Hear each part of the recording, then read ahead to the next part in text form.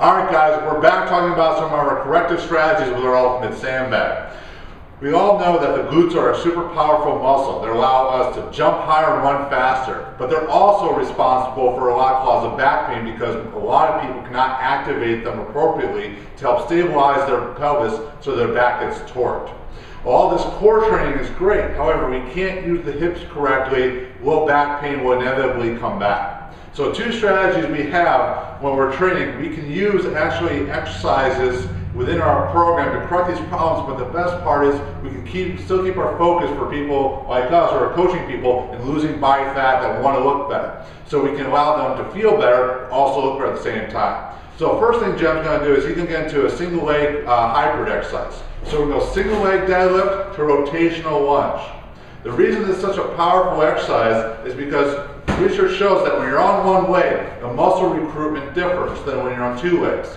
Additionally, these two exercises really turn on the glutes. One, the pulling phase of the hip, the other is lateral stability of the hip. We also get a great dynamic stretch on the hip flexor as he goes into these different movements. As a coach, we can use them as an assessment tool as he's performing both exercises. If we see hip rotation as he goes into single leg deadlift, we understand that he's got some hip mobility issues. If we see him start rolling over as he goes into rotational deadlift, we understand that he has some lateral stability issues. So to do one more, so we're going to watch for the hip really rotating out.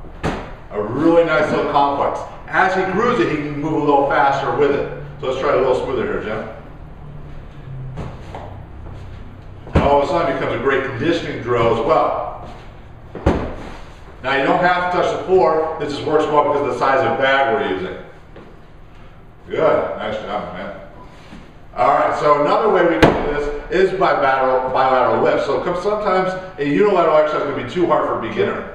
So what we can do is utilize a good morning drill that focuses on hip hinging, because one of the biggest things you can do for people with low back pain is teach them how to hinge at the hips rather than leaning with the back. When you hinge at the hips, then you can recruit the hamstrings and glutes and you save the low back. Then what we're going to do is combine that with our bear hug squat that allows us mobility in the hip and also again tap into the hamstrings and glutes. So what he's going to do is grab the bear hug style first. He's going to hinge his hips, a slight knee bend so he can tap in the glutes till he's flat, and he's going to shoot the hips forward. Then he's going to drop into the bear hug squat. A nice little complex. Again, he can be used as an athlete who wants to improve their performance, or if he's looking for someone who's basically looking to lose weight or help their low back, another terrific drill to do. You can change the speed or the size of the sandbag. Tremendous drill. Now what we can also do is change it to a Zercher position. When we change it to Zercher, there's more load through his torso, so his extensors have to work harder to keep him from flexing forward.